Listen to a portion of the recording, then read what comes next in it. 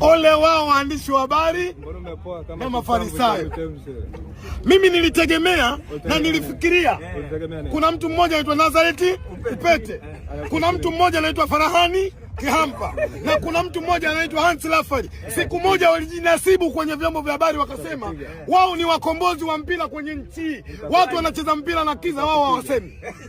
Tutakupiga hivyo, tutakupiga. Wao wamesema ni wakombozi wa mpira kwenye nchi hii.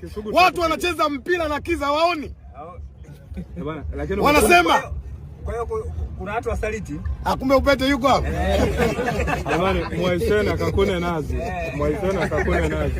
Nasema au naenda kupika. Nimwambie Upete. Kwanza namshukuru Mwenyezi Mungu ananifuatilia kaka yake. Lakini pili amejifunza. Mimi na kuna nazi anatoa klipu anachambua. Mimi siwezi.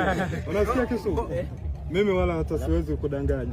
Mimi kitu pekee ninachoweza kujifunza kwako, labda upishi. Kwenye upishi unaokisha tia kanga yako ile.